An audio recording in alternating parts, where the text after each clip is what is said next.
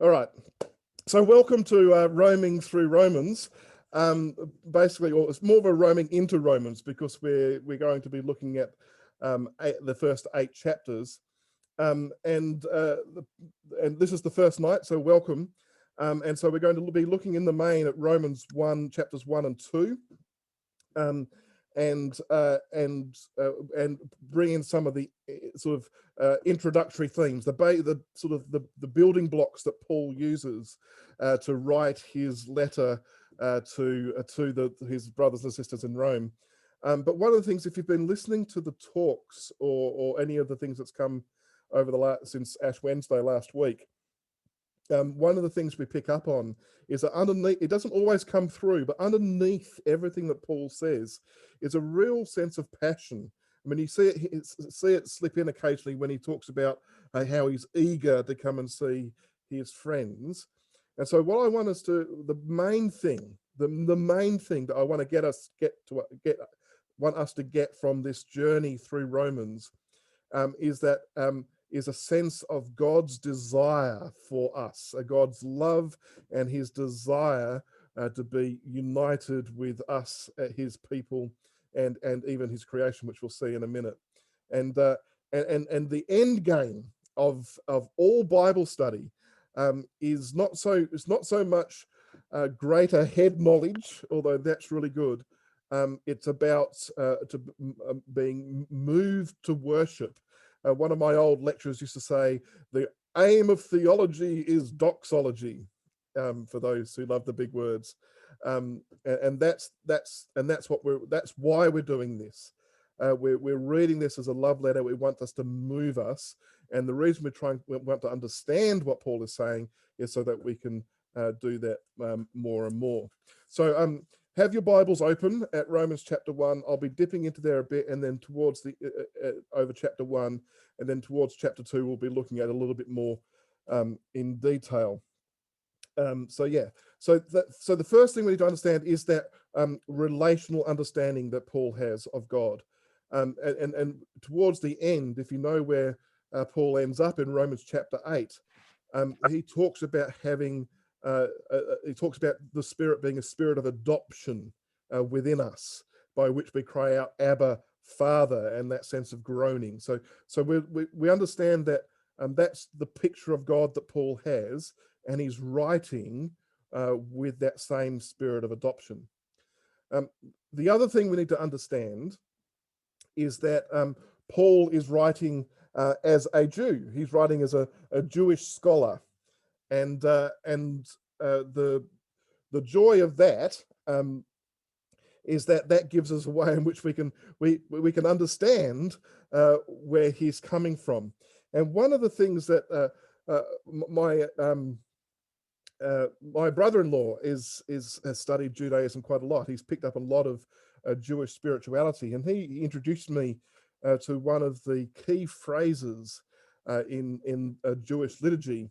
Which is you bless people with these words: "Blessed are you, O Lord our God, King of the universe.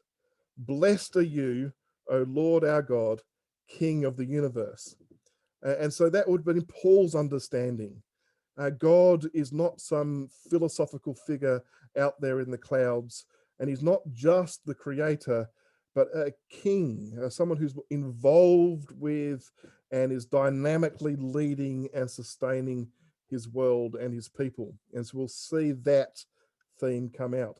And you can see this if you tap into the Psalms, which would have been Paul's liturgical staple.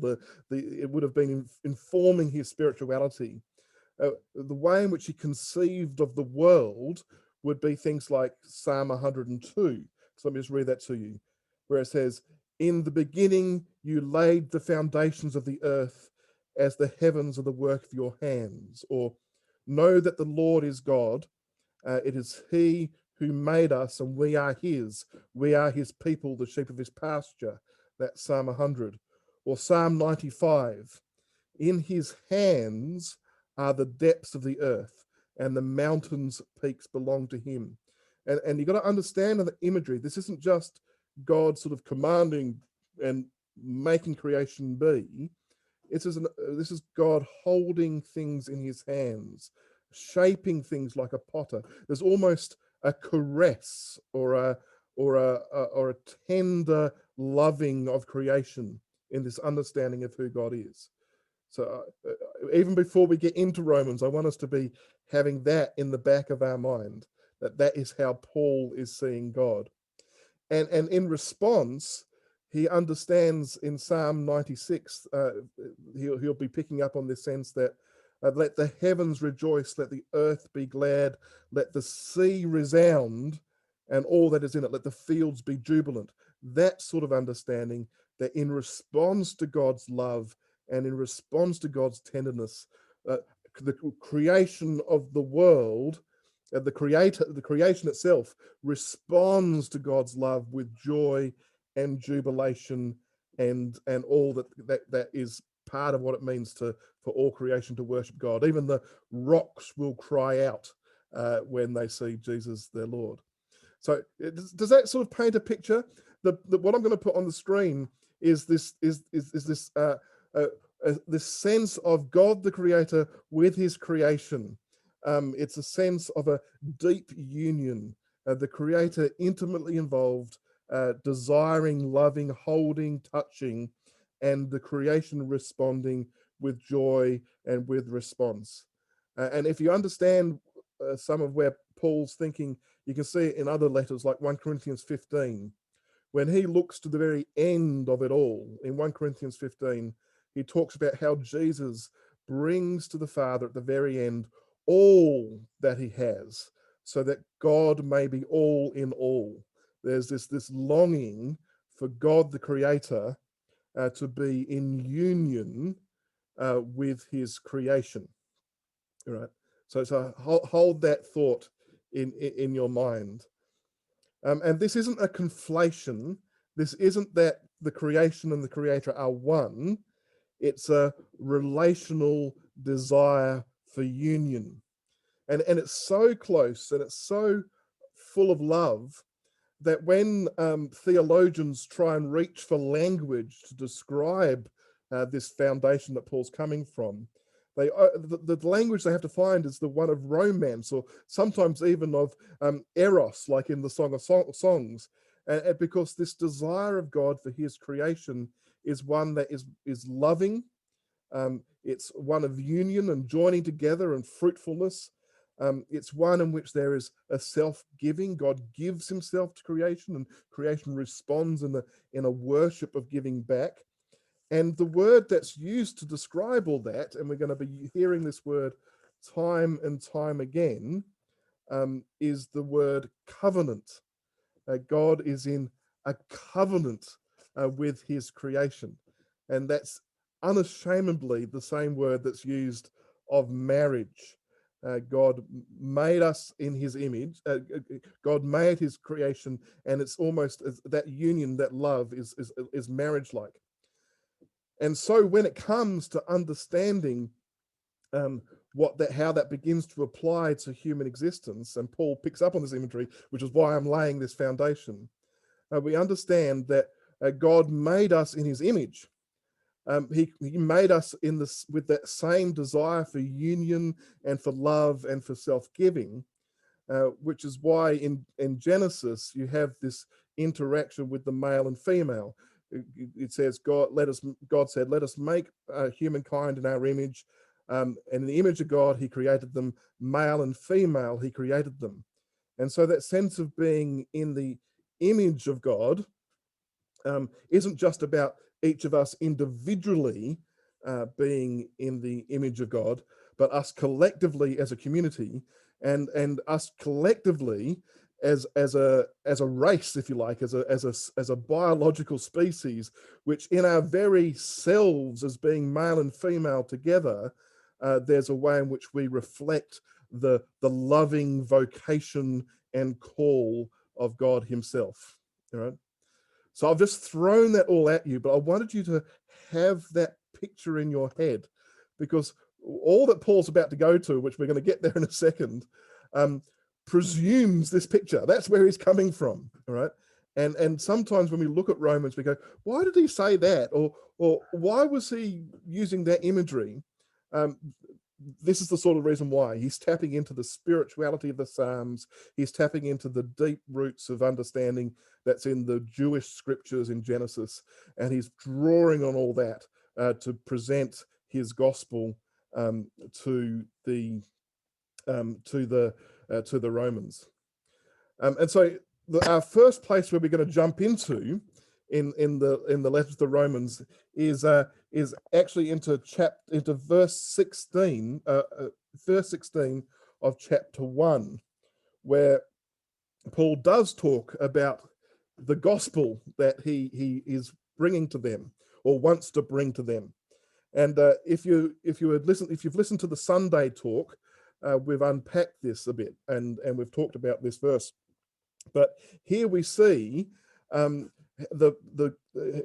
talk about the gospel, and we bring to that this understanding that at the heart of God is a desire for that union with his creation, and therefore a reunion with his creation. He wants the relationship fixed.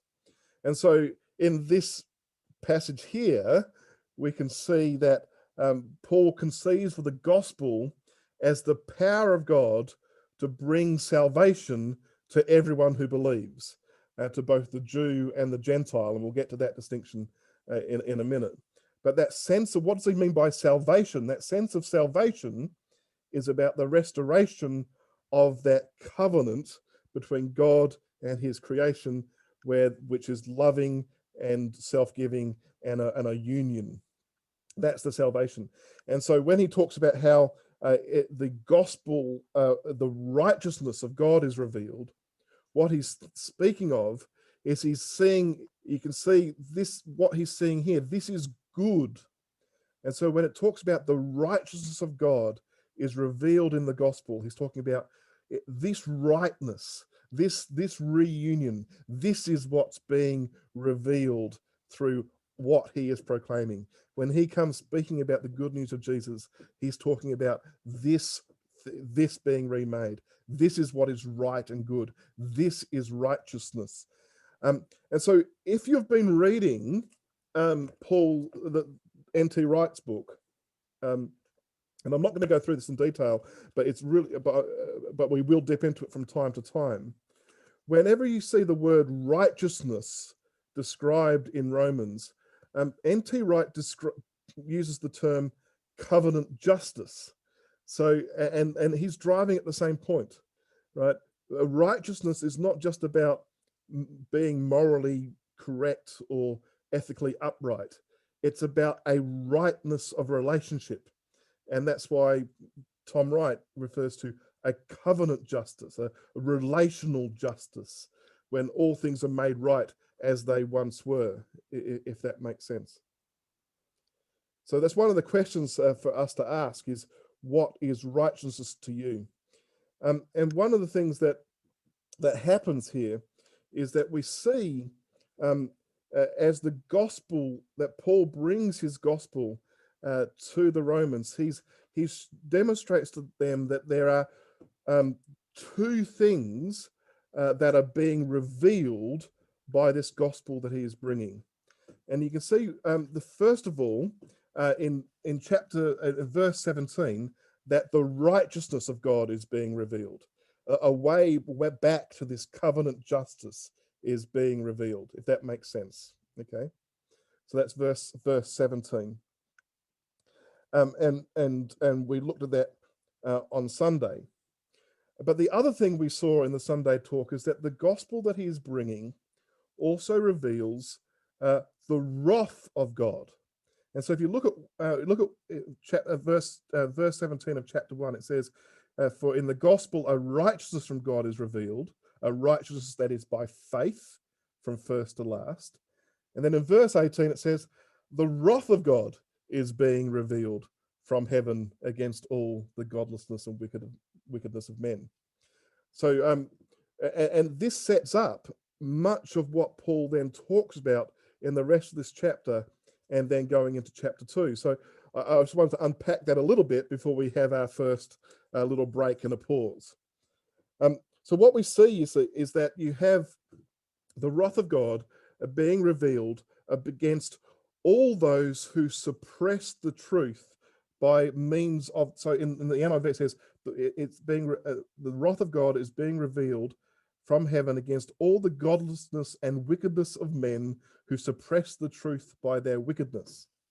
And the way Tom Wright describes it, he says, the wrath of God is being revealed against those who suppress the truth by their injustice, by their covenant injustice. It's being revealed against those who don't want that relationship.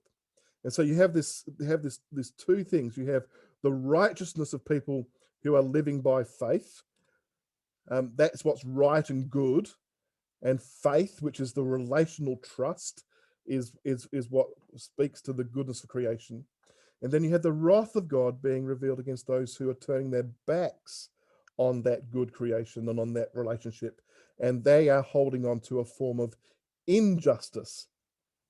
And so as he unpacks that, the first thing we see is that he recognizes there's now a fracture in this union. There is now a breaking apart of the good thing that God has made, and that is revealed firstly in the degradation of creator with creation. And you can see that in verses 21 to 23 of chapter 1, which says, although they knew God, they neither glorified him as God nor gave thanks to him, but their thinking became futile and their foolish hearts were darkened. Although they claimed to be wise, they became fools and exchanged the glory of the immortal God for images made to look like mortal men and birds and animals and reptiles. So what's happening there, as people, as we as humanity turn our back on this desire of God for union with us, that's manifest as us losing that creator-creation relationship. And that looks like idolatry, where we, instead of worshiping the creator, we put creation in the creator's place and worship idols instead. But then he goes on and he spends much of chapter 1 talking about sex, and and that can be quite awkward. But the reason why he's doing that is he's also wanting to show how this then consequently has a degradation of the image of God in us, and the way in which we are meant to reflect the union of God with his creation.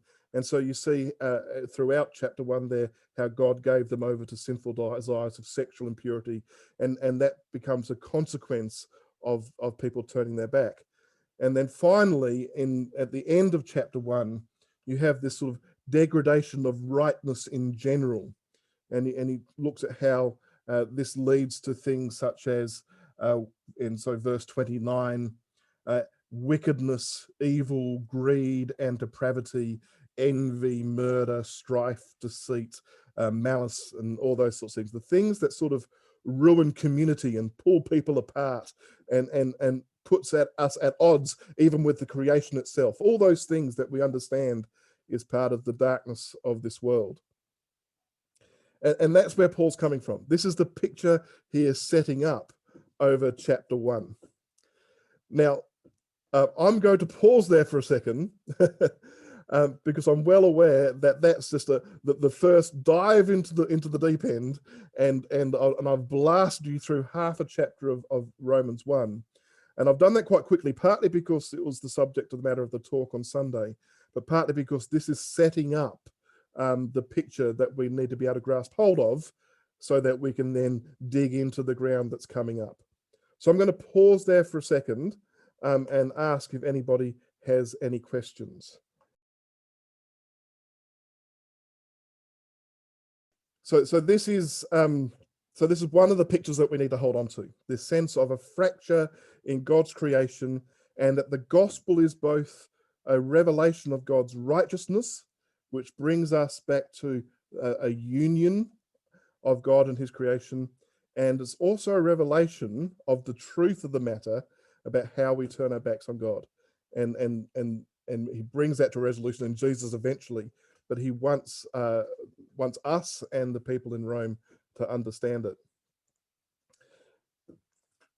But the second thing that we need to grasp hold of as we go into chapter 2 and as we go into most of the chapters that are coming up is another understanding that Paul brings to his spirituality and to his conception of what God is doing. And it's underlying a lot of what he talks about within these pages. And that's the fact that if that covenant of God has been, if this initial covenant has been fractured, right, as we've been talking about, then God's heart is to remake the covenant, is to reunite. And so throughout all of the history of God and God with his people, what we see is the heart of God God is a covenant making God. He is always about making a covenant of union with his people towards reuniting all of creation with himself. And if we understand that, we begin to get a sense of why Paul raises some of the things he raises as we go into the book. And the first thing we understand is we have that initial covenant. God made the world. He made a covenant with Adam and Eve and committed himself to involvement with his creation and until there was this fracture as our first parents turned their back on him, and there was a loss of trust, a loss of relationship, a loss of faith even, is the way to understand it. But not too long after that, we don't have to go too much into the story before we come to a place where God begins to make covenant again with his people. And so not very long after the flood story, straight after the Tower of Babel story in the early parts of Genesis, you have another covenant being made. And this is a covenant between Yahweh and Abraham, between God and Abraham. God binds himself, again, there's that marriage language, to this man who had a heart of faith and to his descendants. And he made promises to him. And the promises when we see them, all the covenant promises that God makes always point back to that original desire to see creation restored. And so the covenant he makes with Abraham, if you understand the story, was in Genesis 12, 1-3. God calls Abraham to leave his family home, and he blesses him, and he says, I will bless you, and all the peoples of the earth will be blessed through you. So God is binding himself to a particular family and says, through you, I'm going to re-bless the creation. I'm going to end up with restoring the original covenant through my promises to you as a person and as a family. And the only thing that was expected of Abraham was faith. Just trust in me. And it says that Abraham trusted God, and it was credited to him as righteousness, as covenant justice, as the thing that pertains to that union with the creation. So you have that a covenant between Yahweh and Abraham. The promise is to bless the whole earth, and the human response is faith and trust. And a number of years later, after Abraham's children are now a nation, God makes another covenant with them. And this is in the time of Moses, and there's a covenant between Yahweh and Israel. And now the covenant, the promise God makes to the nation of Israel is that he would, in Exodus 19, you see the covenant being made, although the whole earth is mine, you will be a kingdom of priests and a holy nation. You will be, in other words, you will be the fulfillment of what I promised Abraham, which will be a fulfillment of what I've promised the world. Through you, Israel, you will be a kingdom of priests. Through you, Israel, you will be blessing to the whole world. Through that blessing, the reunion of God with his creation will come. And that's all from God binding himself with promise to this people. The response that's looked for in the nation of Israel is one of faithfulness and of obedience to the law. If you follow my ways, Israel, then you will be this kingdom of priests, and you will fulfill the promise that I made to Abraham. And then subsequently to that, God made the final covenant that we often talk about is the covenant that God makes with David. And this is a covenant between Yahweh and a Messiah, because every king in the Old Testament, from King David onwards, was anointed. They were, and that's what Messiah means. It simply means anointed one. And so David was the first messianic king. And here, the promises, and each king wasn't there to lord over the nation. The king was there to lead the nation into their calling. You, as a king, you are to shepherd the people, show them not only the letter of the law, but the spirit of it and what it was all about. And so the promise to David and all that would follow him was that I will establish the throne of your kingdom forever, and I will be the father of your children, and they will be my sons. And so God is binding himself to the family of David as they lead God's people, not only with the letter but with the spirit, into their calling to be a kingdom of priests, which is into their calling to bless the whole world, which is into their calling to see creation restored. Can you see that dynamic that of God's promises? And what's expected of the sons of David is that, like David, they would have a heart after God's own. And so what I'm hoping you can see here is that God's desire is being worked out in his giving of himself in covenant, his promise making throughout all of history with his people. And it's not just about dry and dusty obedience, it's about desire, it's about having a heart that fulfills and fulfills and fulfills. And we understand, and we'll see this eventually, is that all of this is fulfilled in Jesus. Jesus is the son of David. He is the true Israelite. He is the one who fulfills the promise to Abraham, because through him all the world is blessed.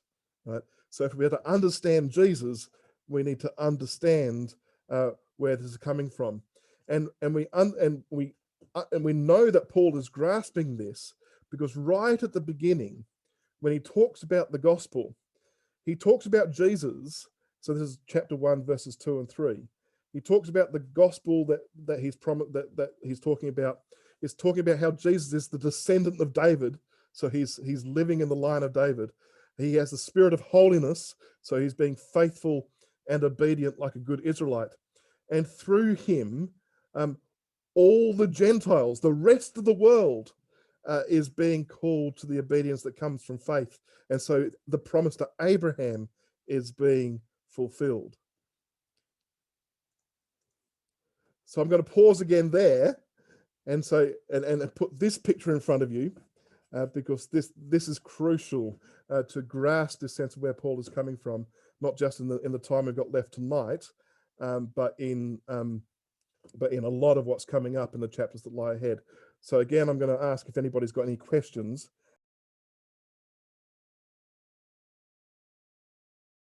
So this is where we got to. By the time we get to the end of chapter 1, what we've ended up then is with this understanding of a fractured creation.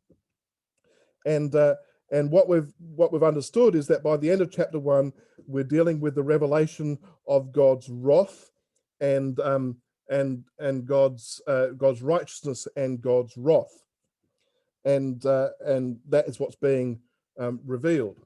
And by the time we get to chapter 2, what Paul's doing is he's looking at this in terms of what's coming up into the future. If we're looking to the end game where God makes all things right on a day of judgment, how is that going to play itself out? And firstly, you can see if you look at verse 2 of chapter 2, it says this: we know that God's judgment against those who do such things is based on truth. So the day of God's judgment is coming. What we see is, as we look forward to the day of judgment that's coming, what we see is that in that judgment, the gospel is being revealed. And the gospel comes with both that revelation of righteousness and justice. The righteousness is clearly there when we see in verse 4, he says, when he refers to the day of judgment as a revelation of God's kindness, tolerance, patience, and how that kindness is meant to lead to repentance. So there's God's desire for renewal. But it's also there when he looks at how the wrath of God will also be there for those who, in verse 2, are storing up wrath against themselves, when God's judgment is against those who do such things that he's been talking about. So I'm wondering if someone could read for us chapter 2 from verse 1 to verse 11. If someone wants to volunteer, unmute themselves and read those verses for me. So 1 to 11, right? Yep. You therefore have no excuse, you who pass judgment on someone else.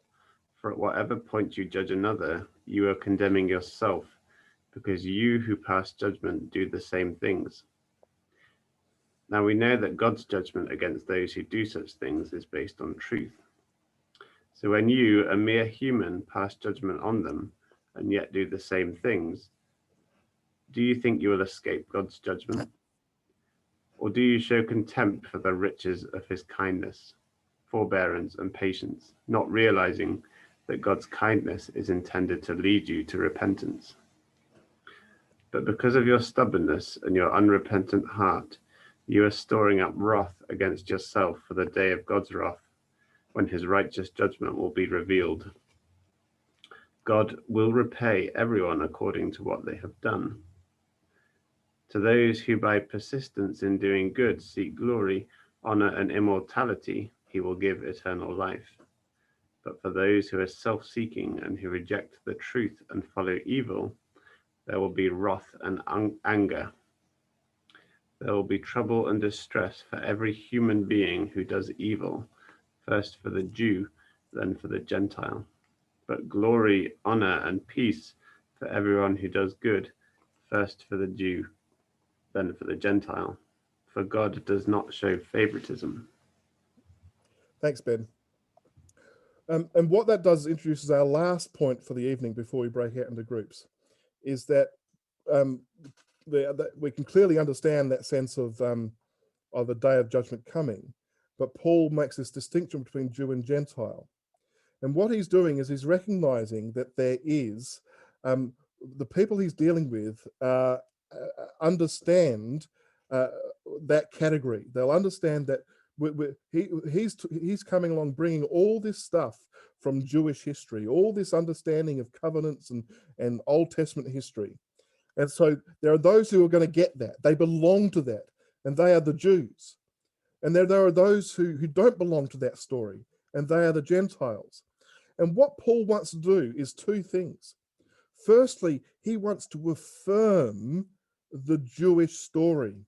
He wants to say that the covenant that they are under is a good covenant, that God's plan through Abraham and especially through Moses and the law was all parts of God's plan. It is good that they have a Jewish history. And in chapter 3, verse 1, it says this: what advantage then is there in being a Jew? Or what value is there in circumcision? There's much value in that, much in every way, that they have been entrusted with the very words of God. So on the one hand, he never wants to let go that the covenant history of God's people is good. But on the other hand, what he wants to say is that just because you're a Jew and you have this heritage doesn't mean that you are automatically part of the solution, that your heart is automatically one that is after God's, that just by that sheer status that you are going to be bringing the rightness of that reunion of God. And so he spends throughout the rest of chapter 2, he talks about those who are apart from the law and those who are under the law.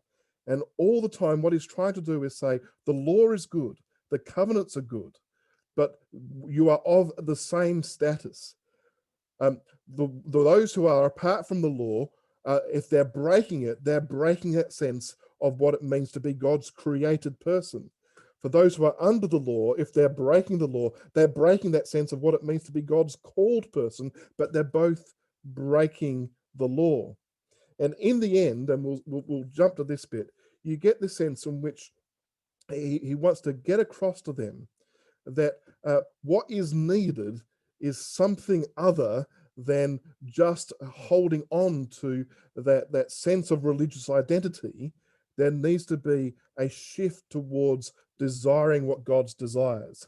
And so our final thing to read is in verse 28 of chapter 2, where it says this: a man is not a Jew if he is only one outwardly, nor is circumcision merely outward and physical.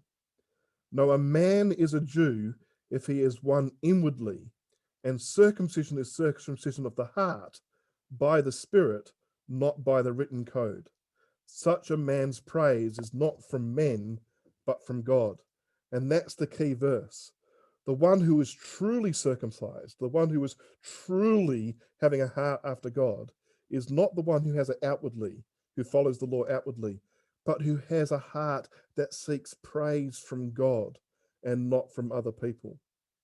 And that leaves us with the question then of what that distinction means in our day and age.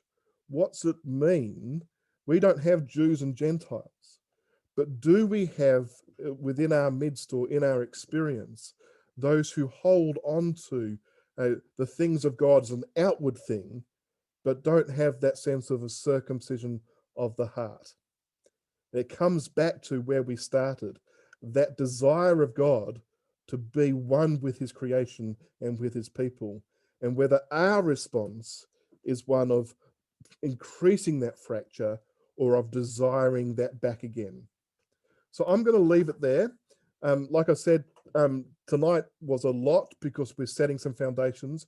There won't be as much talking from me in the weeks to come.